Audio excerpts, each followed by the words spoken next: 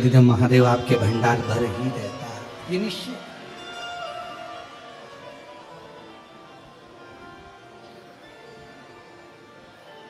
आप उसको कितनी दृढ़ता से श्रवण कर रहे हैं।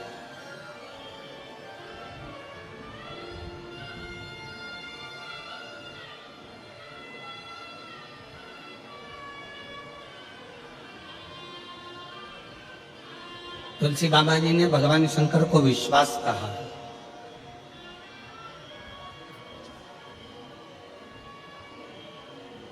और तुलसी बाबा जी ने कहा कि जिसके हृदय में ये शिव रूपी विश्वास यदि आकर विराजमान हो जाता है,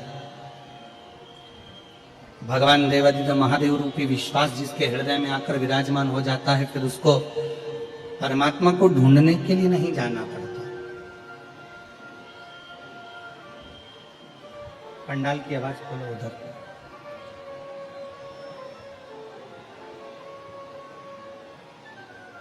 जब भगवान देवादिदेव महादेव रूपी विश्वास, भगवान शंकर रूपी भरोसा,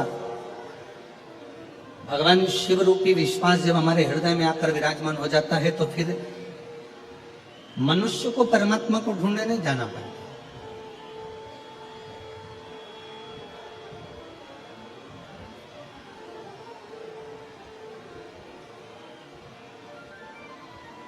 फिर स्वयं देवादिदेव महादेव भगवान शंकर अपने भक्त को ढूंढने के लिए आते हैं। कहीं भटकना नहीं है। फिर आप एक लोटा जल चढ़ाने वाला जो मानव होता है, दुनिया के लोग कहते हैं एक लोटा जल चढ़ाने से क्या होता है। शिव महापुराण की कथा कहती है, जब एक लोटा जल हम शिव जी को समर्पित करते हैं तो अपने एक हाथ को हम आगे बढ़ाते हैं और अपना हाथ, जैसे लड़का और लड़की का विवाह होता है तो हथलेवा कराया जाता है, कन्यादान करा जाता है। कन्यादान के समय पर वर और कन्या के हाथ को आगे बढ़ाया जाता है और कन्या का हाथ वर के हाथ में दे दिया जाता है। उसी तरह जब हम शिव जी को एक लोटा जल समर्पित करते हैं, अपने हाथ को आगे बढ़ाकर शंकर जी को जल समर्पित करते हैं, उस समय पर आपका और शिव का एक अटूट संबंध बन जाता है और वो संबंध आखिरी दम तक नहीं छूट पाता, अंतिम श्वास तक नहीं छूटता।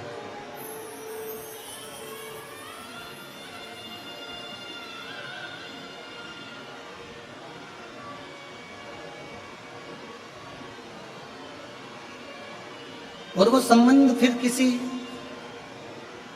व्यक्ति या विशेष से नहीं जुड़ा है।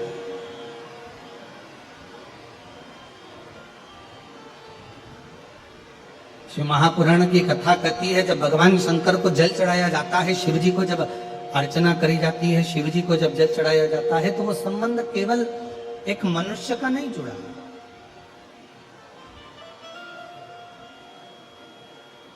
शिव जी को जल चढ़ाते समय वो संबंध स्वयं परमात्मा से जुड़ता है।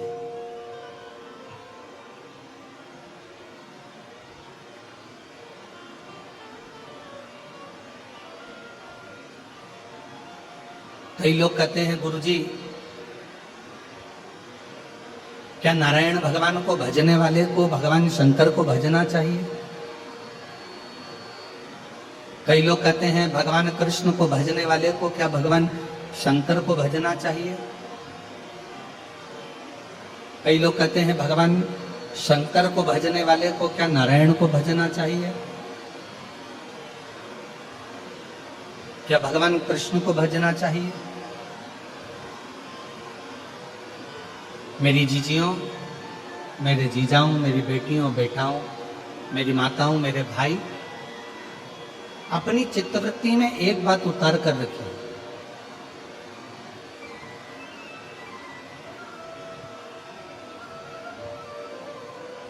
कि नारायण भगवान शिव के बिना अधूरे हैं, शिव नारायण के बिना अधूरे हैं, राम जी शिव के बिना अधूरे हैं, शिव जी राम के बिना अधूरे हैं, भगवान कृष्ण शिव के बिना अधूरे हैं और भगवान शिव कृष्ण के बिना अधूरे।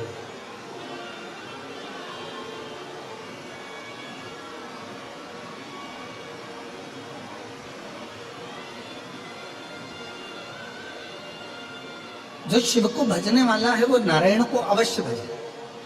और शिव महापुराण की कथा कहती है जो नारायण को भजने वाले हैं, राम राम कहने वाले हैं, कृष्ण कृष्ण कहने वाले हैं, श्रीमन नारायण बोलने वाले हैं, भगवान नारायण का भजन करने वाले हैं, नारायण की स्तुति में डूबने वाले हैं, भगवान नारायण का मंत्र जाप करने वाले हैं, उनको शिव का नाम अवश्य ग्रहण करना चाहिए।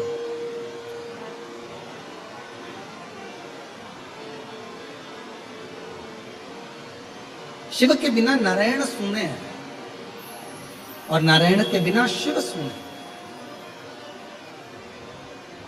और यहां तक हमारे शास्त्र कहते हैं, विष्णु पुराण में, कूर्म पुराण में, ब्रह्म वैवर्त पुराण में, स्कंद पुराण में, लिंग पुराण में, शिव पुराण में यहां तक वर्णन किया गया कि यदि कोई मानव, कोई मनुष्य, संसार में जन्म लेने वाला यदि कोई मानव अगर राम और शिव में भेद करते हैं, नारायण और शिव में भेद करते हैं, शिव और नारायण में भेद करते हैं, तो उनको बार बार मृत्यु लोक में जन्म लेना पड़ता है और बार बार 84 लाख योनियां काटना पड़ती है, पर उनकी गति नहीं हो पाती।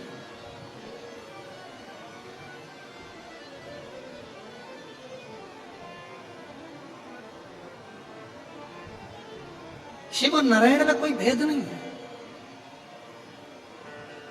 जरा विचार करिए, तिरुमाला में विराजमान मेरे वेंकटेश भगवान,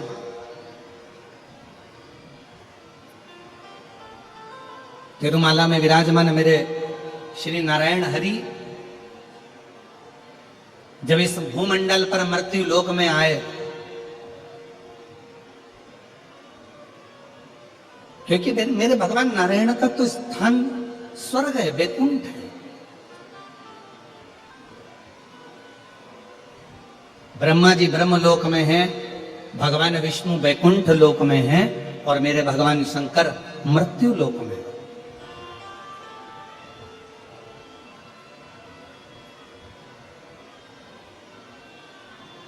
और जब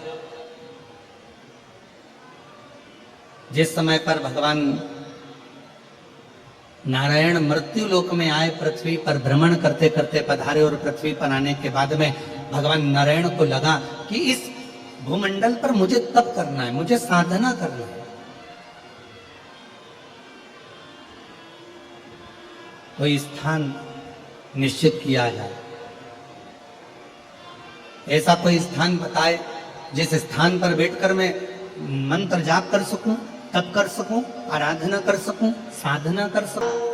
आज तो वैकुंठ अधिपति, जो वैकुंठ का निवास करने वाले,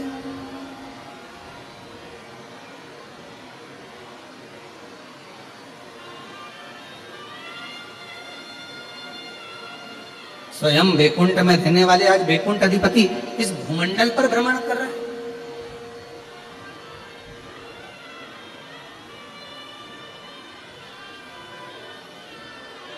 देवऋषि नारद ने हाथ जोड़कर प्रणाम किया, नमन किया। नारायण प्रभु नारायण, नारायण प्रभु श्रीमन नारायण। भगवान विष्णु मुस्कुरा दिए।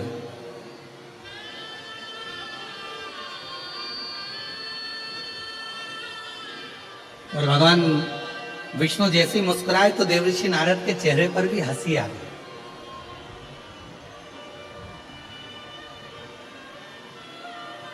शिव महापुराण कहती है ये दुनिया का सबसे बड़ा गिफ्ट है, आपके चेहरे की प्रसन्नता। और केवल एक मनुष्य ही है, 83,99,999 योनियां काटने के बाद जो ये 84 लाखवें नंबर की योनि जो मनुष्य की मिली है ना, केवल 83,99,999 योनियां, जितनी भी योनियां काटे हो, कोई सी भी ऐसी योनि नहीं है जिसमें तुम मुस्कुराओ, हंसो। केवल एक योनि है और वो है मनुष्य की योनि। ये मानव की योनि 84 लाखवें नंबर की योनि ऐसी है, इस योनि में ही मनुष्य केवल मुस्कुराता है। केवल एक योनि यही है।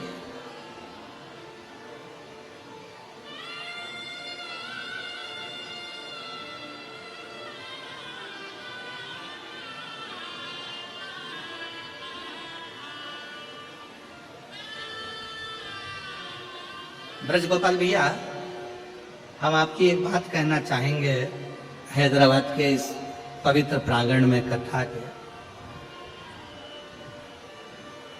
कल हम जब आ रहे थे तो सभी लोग अपना अपना सुना रहे थे गाड़ी के अंदर कि गुरुजी इतना पानी गिर रहा है, ऐसा पानी गिर रहा है, कीचड़ हो गया, पानी भरा गया।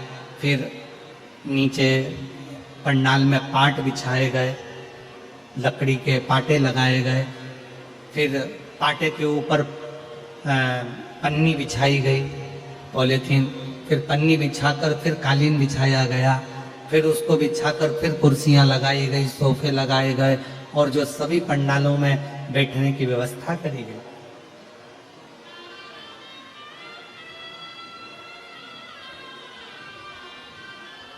तो फिर हमने सबकी बात सुनते सुनते आखिरी में हमने पूछा कि ये बताओ कि ये सब तो हो रहा था पर ब्रज गोपाल भैया के चेहरे पर हंसी थी कि नहीं, ये बताओ पहले, मुस्कुराहट थी कि नहीं। तो जितने लोग हमारे पास में बैठे थे वो सब बोले, कहने लगे हमें तो ऐसा लग रहा था कि इनको कोई फर्क ही नहीं पड़ रहा था, इनके चेहरे पर स्माइल थी, प्रसन्नता थी, ऐसा लग रहा था कि कथा मैं नहीं करा रहा हूं, कथा तो स्वयं देवादिदेव महादेव करा रहे हैं, तो मुझे चिंता करने की जरूरत नहीं, मुझे चिंता करने की जरूरत नहीं। तो हम ब्रज गोपाल भी आपको ये कहना चाहेंगे कि ये शिव की बड़ी कृपा है। जब व्यक्ति के चेहरे पर अगर स्माइल आ जाए ना, मुस्कुराहट आ जाए, तो समझ लेना कि तुम साधारण नहीं हो। तुम्हारे चेहरे पर जैसे ही स्माइल आती है ना, प्रसन्नता आती है ना, समझ लेना शंकर जी ने आज तुम्हारे चेहरे पर सिग्नेचर करा है, इसलिए शिव जी तुम्हारे को प्रसन्नता दे रहे हैं, आनंदता दे। और कई कई घरों में तो बड़ी विचित्र बात रह जाती है, घर में एक ना एक, हमसे पूछा किसी ने, क्यों गुरुजी पहले के समय में, दशरथ जी के समय में एक गुस्सा करने के लिए, क्रोध करने के लिए कोप भवन होता था, जिसमें माता कैकेयी क्रोध करती थी। क्यों गुरुजी आजकल इतने बड़े बड़े बंगले बनते हैं, इतने बड़े बड़े मल्टियां बनती है, इतने बड़े बड़े फ्लैट बनते हैं, इसमें अलग से गुस्सा करने के लिए कोई भवन नहीं बनता, कोई कमरा नहीं बनता। हमने कहा बनाने की जरूरत ही नहीं पड़ती, पूरा घर ही कोप भवन हो जाता है। कभी सास इधर उठी रहती है, कभी बहू उधर उठी रहती है।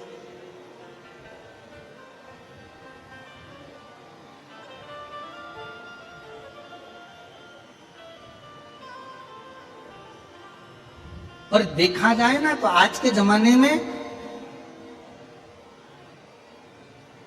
काम करने वाले कम मिलते हैं।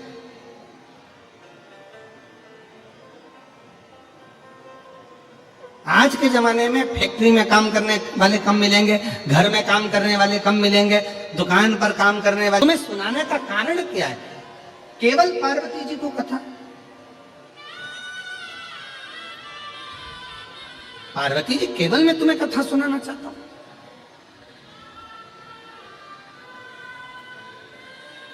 कथा सुनने का अधिकारी कौन है?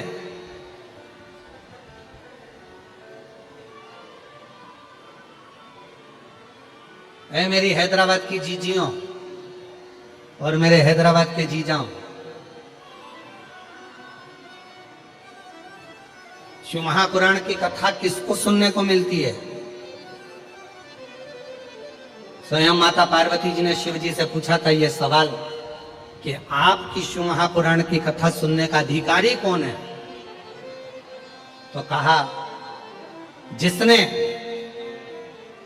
अपनी जिंदगी में, अपने जीवन में एक बार भी मुझे दिल से पुकारा होता है, शिव जी कहते हैं उसको मृत्यु लोक में, मनुष्य देह में एक बार शिव महापुराण की कथा श्रवण करने का मौका जरूर मिलता है, और फिर संसार सागर में उसका पुनर्जन्म नहीं होता।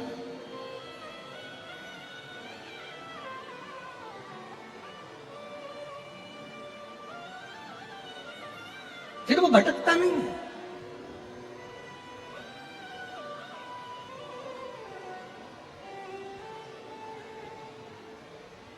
एक विश्वास के साथ जब हम शिव महापुराण की कथा को, पार्वती जी ने हाथ में त्रिशूल लेकर कथा को श्रवण करना चाहा, कथा सुनने के लिए माँ जगतजननी बैठ भी गई, कथा चालू भी हो गई और कथा में मन भी लग गया। पार्वती जी का ऐसा नहीं कि चित्त नहीं लगा, हृदय लगा उनका कथा श्रवण करने।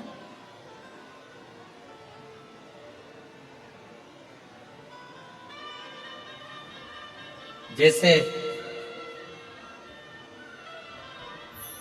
भगवान नारायण मुस्कुराए और उनके मुस्कुराने पर ही भगवान देवऋषि नारद के चेहरे पर भी मुस्कुराहट आ गई, हंसी आ गई।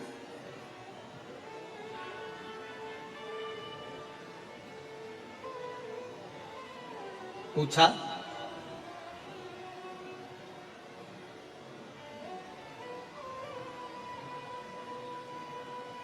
देवऋषि नारद जी ने पूछ लिया भगवान नारायण से, प्रभु आज बैकुंठ छोड़कर मृत्यु लोक में आए हो, पृथ्वी पर भ्रमण कर रहे हो, क्यों, किस लिए? भगवान नारायण ने कहा कि मुझे इस पृथ्वी पर तप करना, साधना करना। तो भूमि कौन सी चुनी जाए?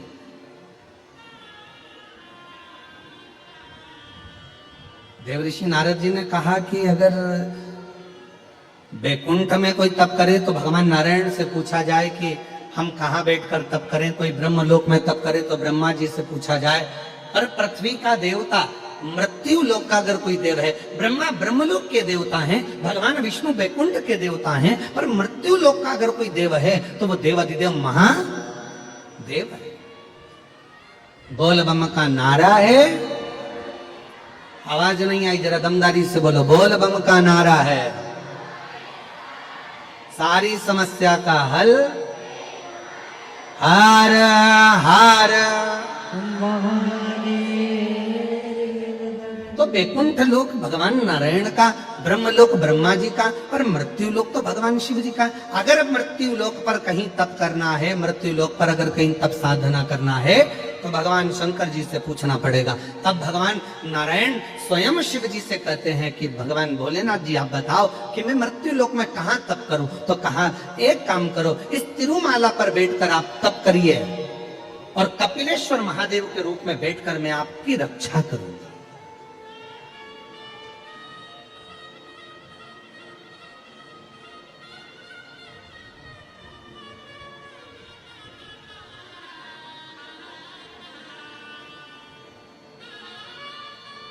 आप देखो, तिरुमाला के शिखर पर भगवान नारायण बैठकर कपिलेश्वर महादेव के रूप में भगवान स्वयं शिव विराजमान हो गए। भगवान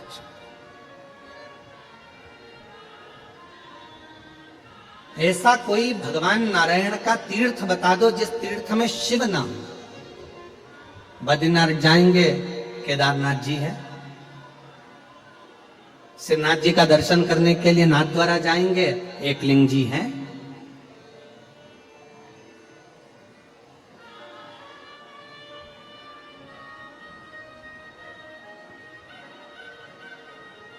जगन्नाथ जी जाएंगे, महाबलेश्वर है। ऐसा कोई तीर्थ, द्वारका जी जाएंगे, नागेश्वर सोमनाथ जी हैं। मेरे नारायण भगवान शिव के बिना नहीं और शिव नारायण के बिना नहीं। पर संसार के लोगों ने भेद कर दिया बहुत, हम नारायण वाले हम शंकर जी का नाम नहीं लेंगे, हम कृष्ण वाले हम शिव जी का नाम नहीं लेंगे, हम शिव वाले हम नारायण का नाम नहीं लेंगे। पर शिव महापुराण की कथा कहती है कभी भेद ना करिए। देवताओं में सीधी सीधी सी एक बात है, गुलाब जामुन खाओगे भी तो पेट में जाएगी, बर्फी खाओगे तो पेट में जाएगी, जलेबी खाओगे तो पेट में जाएगी। अलग से पेट के अंदर कोई डिपार्टमेंट नहीं है कि गुलाब जामुन इधर जाएगी और जलेबी इधर जाएगी।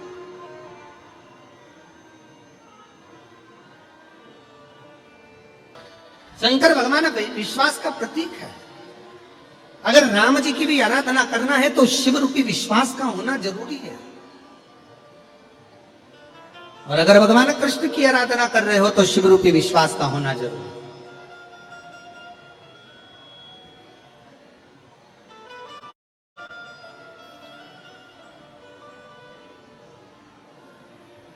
ये भूतड़ा परिवार में हमारा दूसरी बार आगमन हुआ है। पहले जब स्वर्गीय श्री रामनिवास जी भूतड़ा जी थे, स्वर्गीय श्रीमती शकुंतला देवी जी भूतड़ा जी थी,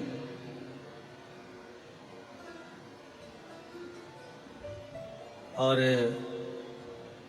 स्वर्गीय रामनिवास जी भूतड़ा जी का बड़ा मन था उस समय पर।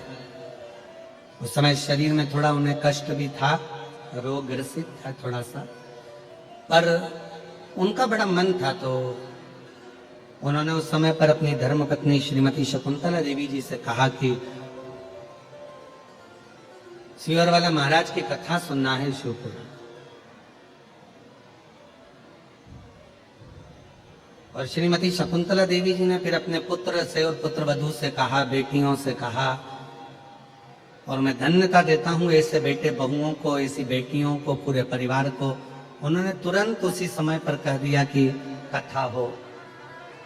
अब शरीर कष्ट था तो बड़ा विशाल पंडाल या विशाल रूप में उस कथा का आयोजन नहीं किया गया, घर पर ही एक पंडाल लगाकर उस कथा का दिव्य और भव्य आयोजन किया गया।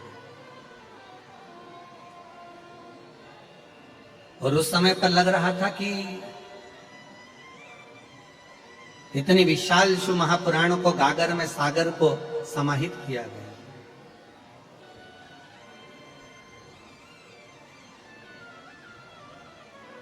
और जब हम कल आ रहे थे तो उस समय पर कोई कह रहे थे कि गुरुजी पंडाल लगाए हैं बड़े बड़े, और हैदराबाद है, यहाँ अभी इतना शिव जी की कथा का लोग भाव जानते कि नहीं जानते पता नहीं, इतना लोग आएगा कि नहीं आएगा। पर हमने देखा कि ब्रजगोपाल जी के चेहरे से लग रहा था कि उन्होंने अपने जितने लोग मिल रहे थे उन सब से कह दिया था कि ये मत सोचना कि लोग आएंगे नहीं। और आज पहले दिन ही इतनी जलवृष्टि में भी आप जो लाखों की संख्या में आए हो, ये बता दिया कि शिव भक्ति किसको कहे। और पहली कथा है वृंदावन में बांके बिहारी जी को पर्दा होता है, यहाँ पहली कथा है जिसमें आपको भी पर्दा करके बैठना पड़ रहा है, पानी के कारण, जलवृष्टि के कारण।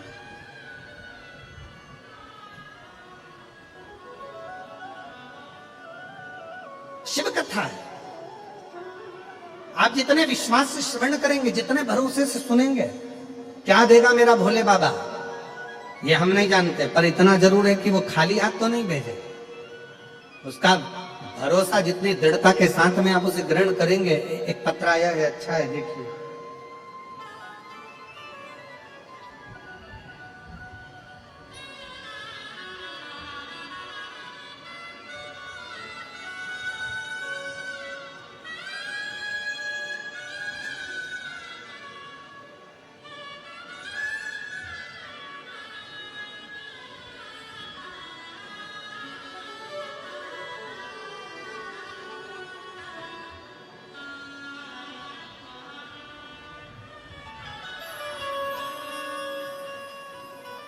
मेरा नाम प्रिया बलिया है।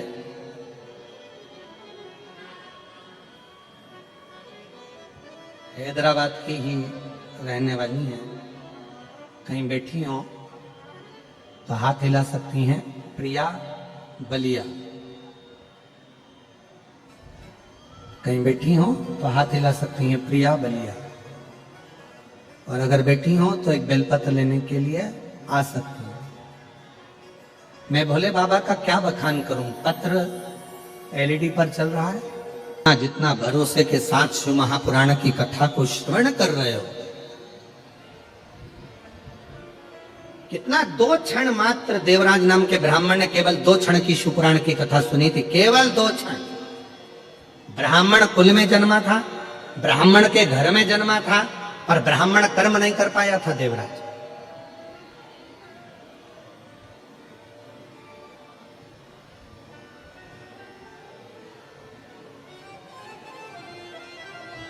घर में अच्छी पत्नी थी, अच्छे बच्चे थे देवराज के घर में, पर एक पर स्त्री का संग मिल गया उसको।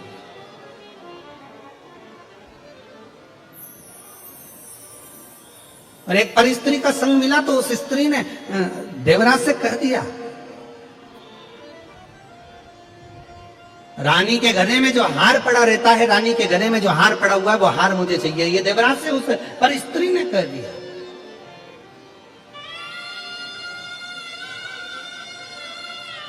एक गलत नारी का संग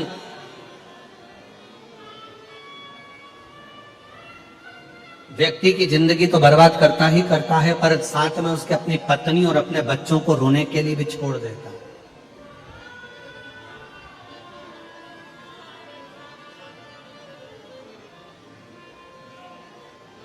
इसीलिए शायद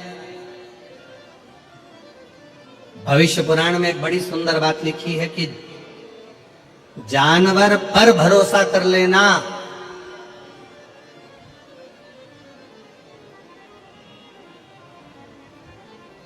सांप के जहरीले दांत निकाल लिए जाएं तो सांप पर भरोसा कर लेना।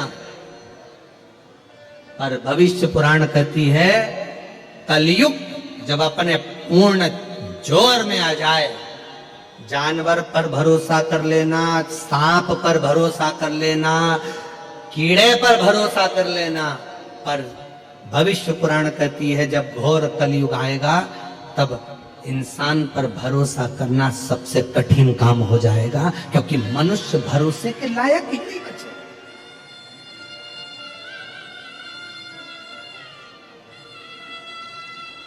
भरोसे के लायक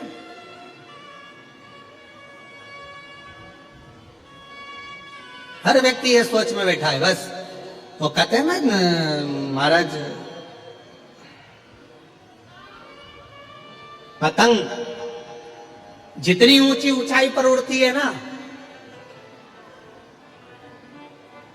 यहां उड़ाते कि नहीं उड़ाते हैदराबाद में मकर संक्रांति पर? अरे जम के तो बोलो जरा, उड़ाते हैं। हाँ, पतंग जितनी ऊंचाई पर उड़ती है, आसपास की बिल्डिंग के जितने लोग रहते हैं उस पतंग को काटने की तैयारी में लग जाते हैं। पतंग जितनी ऊंची रहेगी उसको काटने वालों की संख्या उतनी ज्यादा रहेगी। उसी तरह मनुष्य जितनी ऊंचाइयों पर बढ़ता चले जाएगा उसको काटने वाले भी तैयारी में बैठे रहते हैं कि कैसे काटना है, कैसे काटना। एक पतंग उधर से आ रही है काटने वाली, एक इधर से आ रही है, एक इधर से, एक उधर से। और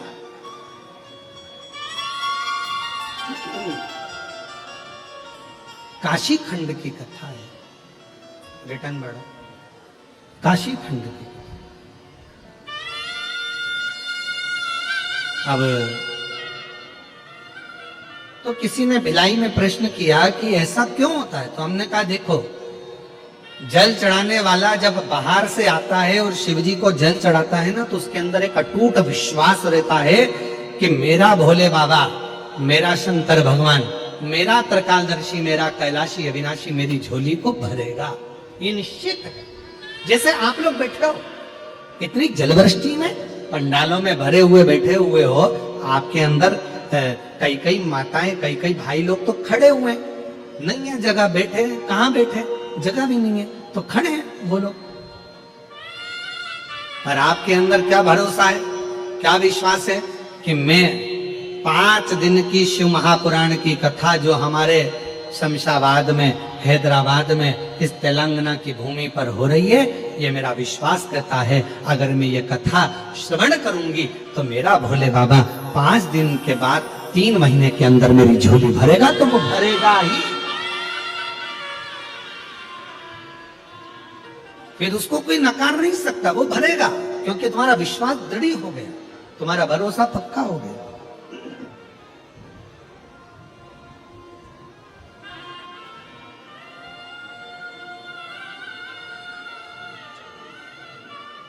अब काशी खंड की कथा कर रही है कि पुजारी जी रोज मंदिर में जल चढ़ा देते, रोज पूजन कर देते, पर जितने लोग जल चढ़ाने आते ना, तो पुजारी जी उनसे पूछते, क्यों साहब तुम रोज मंदिर आते हो, जल चढ़ाते हो, बाबा ने तुम्हारी सुनी कि नहीं सुनी? भगवान ने तुम्हारी सुनी कि नहीं सुनी? पुजारी जी को मालूम पड़ता कि इसको पुत्र दे दिया, किसी को संपदा दे दी, किसी को वैभव दे दिया। पुजारी जी के मन में आता, बाबा मेरी कब सुनोगे, बाबा मेरी कब सुनोगे। एक दिन धर्म पत्नी ने अपने पति से कहा, धर्म पत्नी अपने पति से बोली, क्यों? अपन अपने टूटे हुए झोपड़े में रहते हैं और भगवान शंकर सबको देते हैं। पुजारी जी इतने में झंझोड़ कर बोल दिए, भगवान तो सुनता ही नहीं है।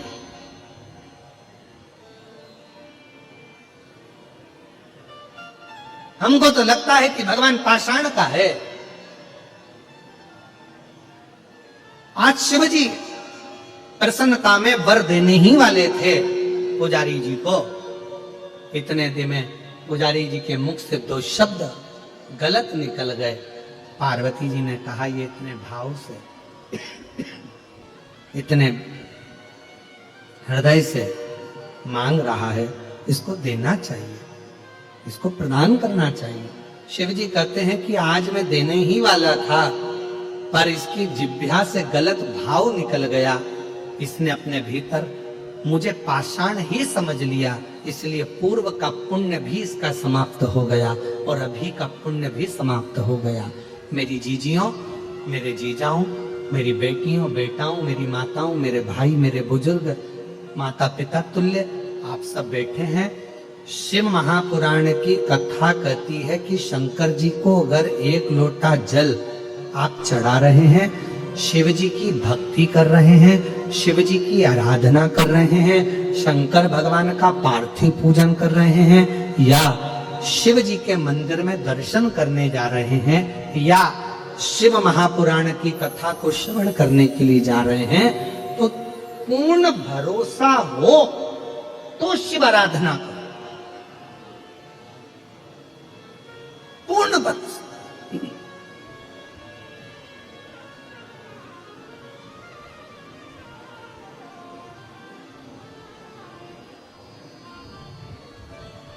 एक कथा आप लोगों ने श्रीमद् भागवत में व्यास वक्ताओं के मुख से सुनी होगी।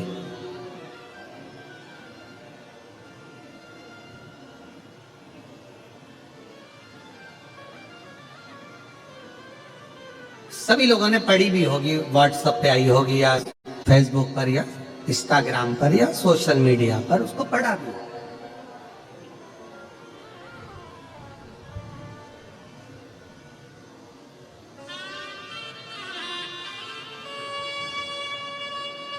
एक पंडित जी कथा कर रहे थे और कथा में कह रहे थे कि भगवान का नाम भव सागर से पार उतार देता।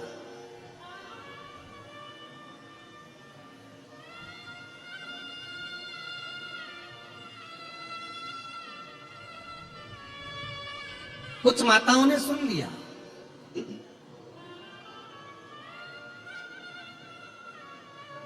अब वो नाव में बैठी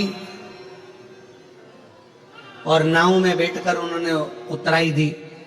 एक महिला ने भगवान के नाम पर इतना भरोसा कर लिया कि वो नाव में ही नहीं बैठी, और उसने सोचा कि पंडित जी बोले थे कि भगवान का नाम भव सागर से पार उतार देता है, तो ये तो यमुना जी, मैं भगवान का नाम लूंगी और यमुना जी से पार उतर जाऊंगी।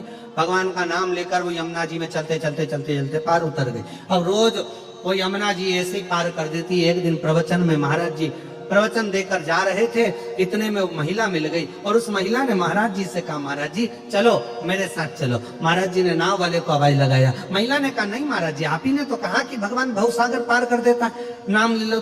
तो मैं तो रोज भगवान का नाम लेकर यमुना पार उतर जाती हूँ। महाराज जी ने कहा, ऐसा कोई होता है क्या? नहीं महाराज जी, देखो मैं चलती हूँ। और वो पार उतर गई। महाराज जी से कहा, चलो आज तुमने कहा है ना, तुम भी कर देखो। महाराज जी को लगा कि मैं भवसागर पार उतरे भगवान के नाम से वो चल जाए, पर यमुना कैसे पार उतरे।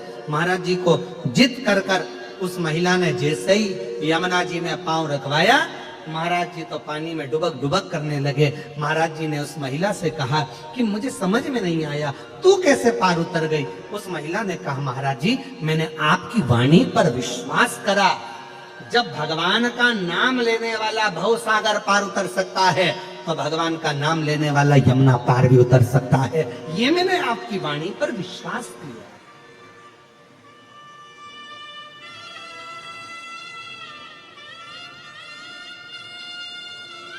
आप कितना भरोसा करते हैं भगवान पर, कितना विश्वास, यह आपके ऊपर निर्भर करता है। देवराज नामक के ब्राह्मण का भरोसा नहीं था शिव जी के प्रति, देवराज नामक के ब्राह्मण का विश्वास नहीं था भगवान के प्रति। देवराज नामक का ब्राह्मण अपनी पत्नी को छोड़ दिया, बच्चों को छोड़ दिया, एक पर स्त्री के चक्कर में जो पड़ गया, एक नारी के चक्कर में। फिर निवेदन है, पराया धन और पराई नारी, ये बर्बादी का केंद्र बिंदु।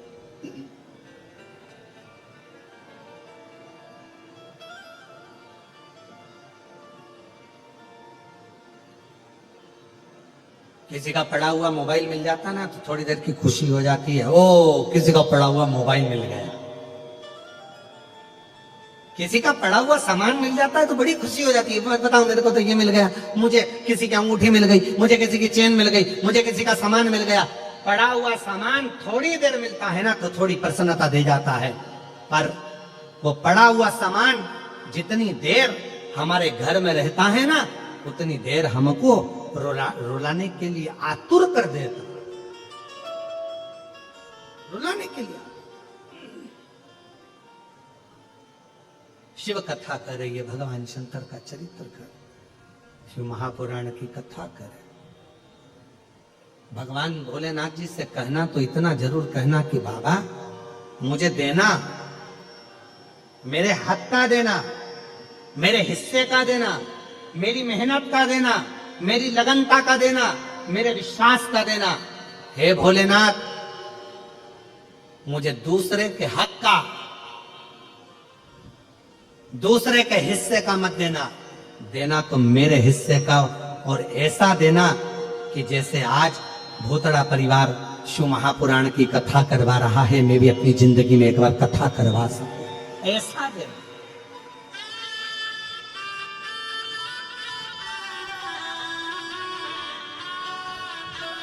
भगवान देना तो ऐसा देना कि हमारे हाथों से सत्कर्म हो सके। जोड़ा जोड़ा जोड़ा जोड़ा जोड़ा, आखिरी में यहीं छोड़ा, और छोड़ने के बाद फिर आखिरी में प्लास्टिक के फूल की माला, गले में इतना बड़ा फोटो, और फोटो पे प्लास्टिक के फूल की माला, और वो माला भी हवा में झूल रही। मरने वाला भी व्यक्ति कह रहा है बेटा हम भी जोड़ जोड़ के ऐसे ही मर गए, तुम भी ऐसे ही मर जाओगे, एक काम कर जाओ, किसी भूखे को भोजन और प्यासे को पानी, और जय बाबा बर्फानी, जिंदगी में कोई अच्छा कर्म करते चले जाओ, जीवन निकल जाए, जीवन निकल। पुण्य प्रबल हुआ। कहते हैं एक पुरुष जब शंकर जी को जल चढ़ाता है उस पुरुष को खुद प्राप्त होता है, पर एक नारी जब शंकर जी का अभिषेक करती है, एक नारी जब शिव को जल चढ़ाती है, तो वो केवल अपना उद्धार नहीं करती है, वो नारी अपने माता के, अपने माता पिता के 71 पीढ़ी को और अपने ससुराल की 71 पीढ़ी को पार लगा देती है जब एक नारी शिव को जल चढ़ाती है।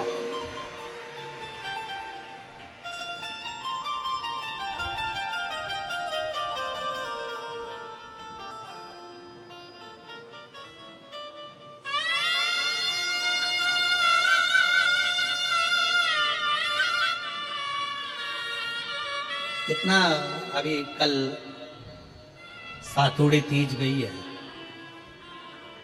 चावल का सत्तू, बेसन का सत्तू, चने का, आटे का। कभी पार्वती मंगल को आप सुने होंगे, जो सातुड़ी तीज करते हैं तो कभी एक आध बार पार्वती मंगल की कथा जरूर सुनना है। उस पार्वती मंगल की कथा में सातुड़ी तीज का इतना वर्णन किया गया कि चावल का सत्तू माता ने कब बनाया था, चने की दाल का सत्तू माता ने कब बनाया था, आटे का सत्तू माता ने कब बनाया था, और किस तरह से उसकी पूजन का वर्णन, किस तरह से। कभी पढ़िए उसको, अध्ययन करिए, उसका स्मरण करिए।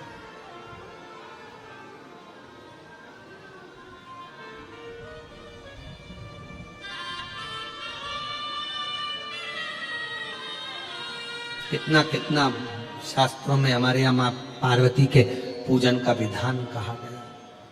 अब कोई कहे कि केवल ये नारी का उपास है, कोई कहे कि तीज का व्रत केवल स्त्री का है, हरतालिका तीज करे तो नारी का व्रत है, चतुर्थी का व्रत करे तो नारी का व्रत है, छठ का व्रत करे तो नारी का व्रत है, तीज का सातोड़ी तीज का व्रत करे तो नारी का व्रत है। ना ना ना ना, यदि पार्वती मंगल की कथा को आप पढ़ेंगे सुनेंगे तो उसमें वर्णन आता है पार्वती जी जितने व्रत धारण करती है वो पार्वती जी की मां मैनावती हिमालय राज उनकी भी 71 पीढ़ी को पार कर देती है, और पार्वती जी खुद के ससुराल की भी। जितने गण शिव महापुराण की कथा कहती है पार्वती जी के एक व्रत धारण करने से, माँ जगत जननी के एक व्रत उठाने से, तीज का व्रत अगर माँ पार्वती जी करती है तो शंकर भगवान के पास में जितने भूत प्रेत डाकनी पिशाचनी चुड़ैल भयंकर गण होते हैं, पार्वती जी अपने व्रत के बल से उन भूत प्रेत को भी मुक्त कर देती है। इतना बल माता पार्वती के व्रत में होता है, इतना बल।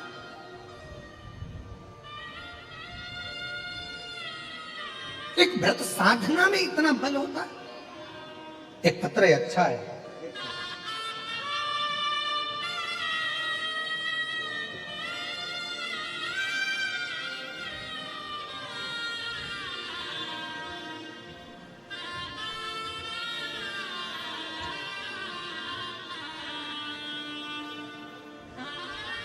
मेरा नाम सोनिया है। मैं उत्तर प्रदेश के जिला सहारनपुर के गांव नया गांव की रहने वाली हूँ। कहीं बैठी हूँ। ब्रजगोपाल भैया एक पत्र में आपके लिए लिखा है कि हमने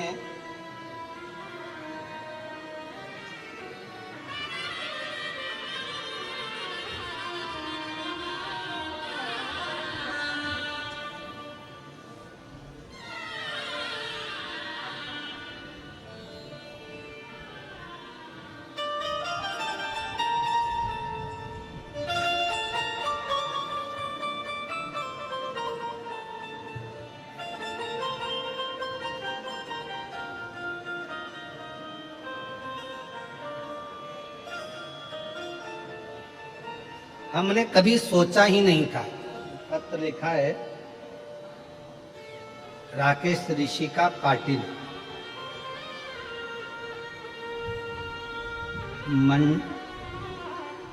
पाटिल हंगर गंगा मंडल पोन गल जिला निजामाबाद तेलंगाना से। उन्होंने पत्र में लिखा है हमने हैदराबाद में कभी सोचा नहीं था कि तेलंगाना में शिव महापुराण की कथा श्रवण करने को मिलेगी, पर हम ब्रजगोपाल जी भूतड़ा जी को धन्यवाद देते हैं जिनके माध्यम से ये कथा सुनी। भागीरथ जी गंगा जी को लेकर आए थे और वो गंगा में ना जाने कितनों ने गोता लगाया, कितनों ने डुबकी लगाई और अपने जीवन को कृतार्थ कर लिया।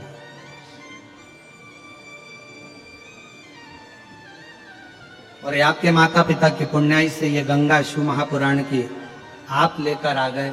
ना जाने कितने कितने जो तरस रहे थे शिव पुराण की कथा को कि कभी पंडाल में बैठेंगे, कभी पंडाल की मिट्टी को अपने मस्तक पर चढ़ाएंगे। दुनिया में केवल एक पंडाल है शिव महापुराण का जिसकी मिट्टी को भी लोग मस्तक पर चढ़ाते हैं और बड़ी से बड़ी बीमारी से छूट कर जाते हैं। ये दुनिया का केवल एक पंडाल है शिव महापुराण का, जहां लोग कथा श्रवण करने के साथ में वहां की मिट्टी को भी सिर चढ़ाने के लिए आते।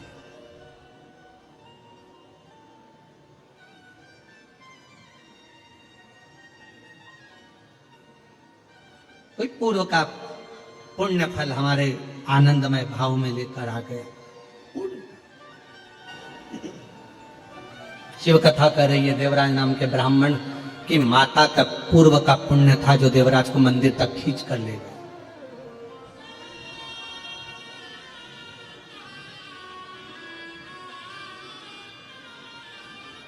मंदिर तक गए, शिव पुराण की कथा चल रही थी। 2 क्षण कान में चली गई वो शिव महापुराण की कथा।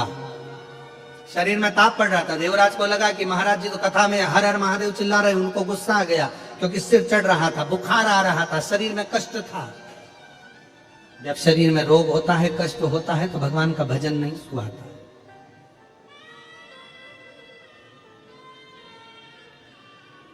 बहुत ध्यान रखना।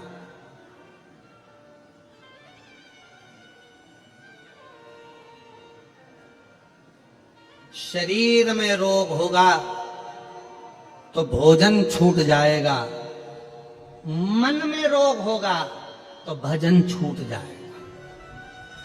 थोड़ा सावधानी रखना। शरीर में रोग बढ़ा, शरीर में ताप बढ़ा, शरीर में रोग बढ़ा तो भोजन छूट जाएगा, भोजन नहीं पाएगा। आज मेरा मन नहीं कर रहा भोजन का, भूख नहीं लग रही डॉक्टर साहब, भोजन नहीं भा रहा, मेरे समझ में नहीं आ रहा। इतना अच्छा भोजन घर में बनता है पर मेरे को भूख नहीं लगती, भोजन नहीं भाता, मुझे भोजन अच्छा नहीं लग रहा। शरीर में रोग बढ़ा, भोजन छूट गया। मन में रोग बढ़ा, मन में कौन सा रोग? तो कहा अहंकार का रोग, अभिमत्ता का रोग, अहमता का रोग, लोभ का रोग, तृष्णा का रोग। ये रोग जब बढ़ गया, मोह का रोग बढ़ गया, तो फिर भजन नहीं सुहाता। मुझे भजन अच्छा नहीं लग रहा, मुझे कथा अच्छी नहीं लग रही, मेरा मन नहीं लग रहा, मन नहीं लग रहा। ये रोग है, लग गया।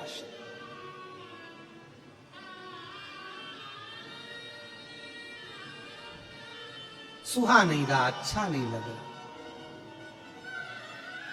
जिनकी दोपहर में 1 बजे से 4 बजे तक जिनका घर का काम पूरा करने के बाद जिनकी सोने की आदत होती है ना 1 बजे से 4 बजे तक, अगर वो 1 बजे से 4 बजे तक कथा के पंडाल में आके बैठ जाए तो पहले दिन तो उनको मन ही नहीं लगता, सिर पे बड़े पल्लू लेके बैठ जावे। पर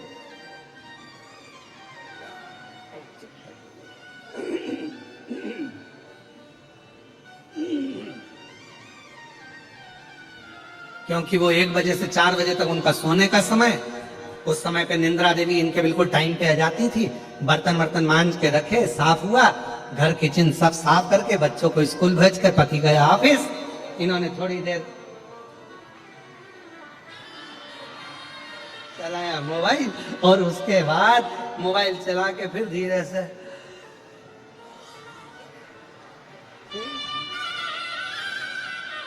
अब 1 बजे से 4 बजे तक कोई डिस्टर्ब नहीं करा और ऊपर से आ गए सियोर वाले महाराज। 1 बजे से 4 बजे तक कथा कर रहे। निंद्रा देवी मन में सोच रही अब मैं कहाँ जाऊं, ये तो बैठ गई कथा में जाकर, अब मैं कहाँ जाऊं। तो वो आती ऐसे ऐसे घूमती तुम्हारे आसपास में, सब दूर आती। फिर थोड़ी देर मन करता, फिर मन करते करते फिर थोड़ी देर इधर उधर देखा। फिर आई थी तो साथ में थोड़ी सी सौंफ सुपारी लेके आई थी, उसको मालूम था निंद्रा देवी 1 से 4 में आएगी। और इतने में महाराज जी ने जैसे ही भजन गाया, इसने निकाला और महाराज जी बोले हर हर।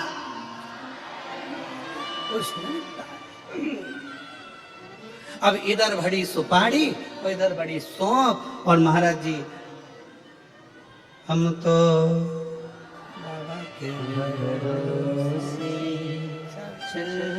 और फिर निंद्रा देवी ने देखा कि अब इसका मन कथा में धीरे धीरे धीरे धीरे लग गया।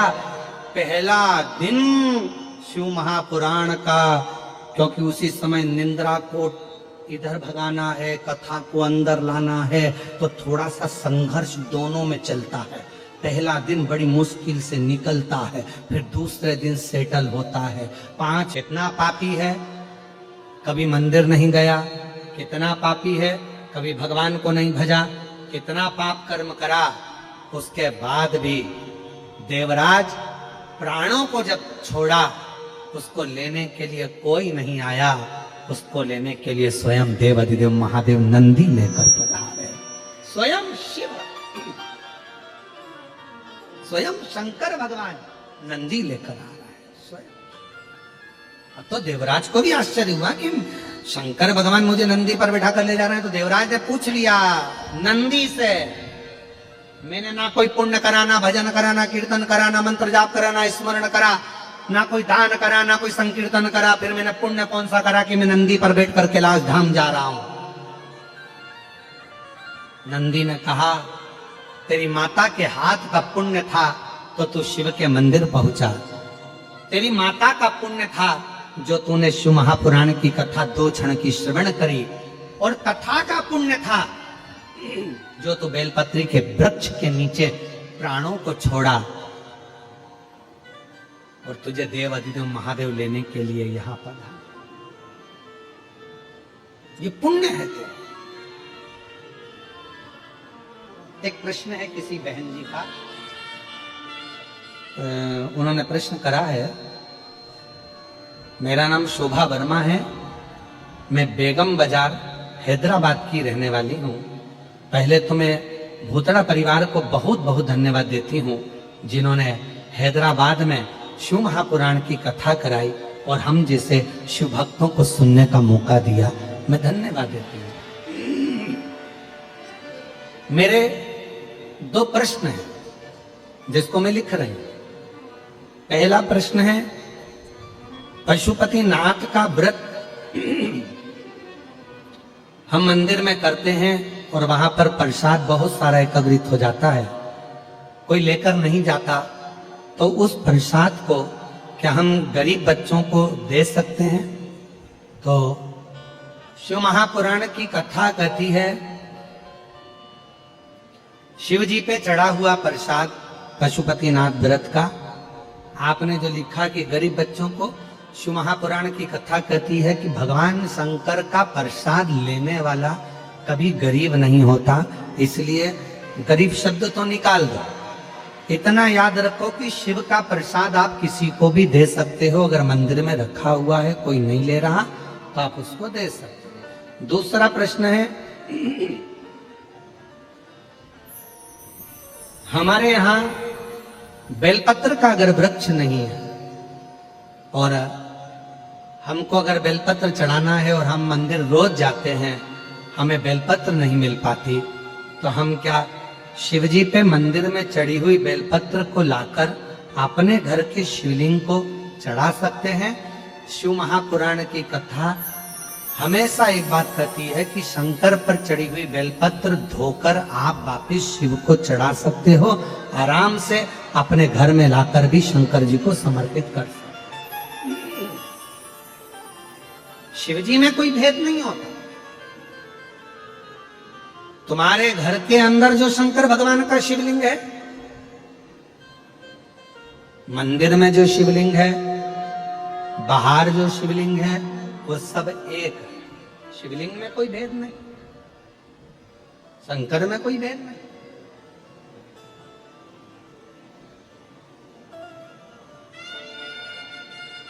पर यदि घर में अगर कोई वृक्ष है या घर के आसपास में कोई वृक्ष है तो वहां से आप बेलपत्र लाकर समर्पित करें, वो जरूरी। पर यदि कहीं बेलपत्र नहीं मिल रही है और आपको बेलपत्र चाहिए, आप मंदिर गए हो, तो शंकर पर चढ़ा हुआ जो बेलपत्र है वो भी धोकर आप समर्पित कर सकते हैं। शिव से स्वीकार करेगा, भगवान शंकर उसे स्वीकार करेगा। महाराज,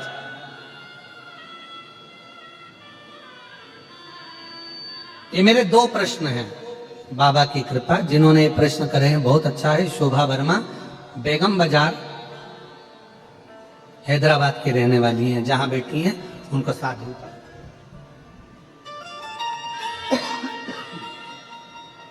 शिव कथा कर रही है, भगवान शंकर का चरित्र कर रही है, शिव महापुराण की कथा कर रही है। देवराज नाम के ब्राह्मण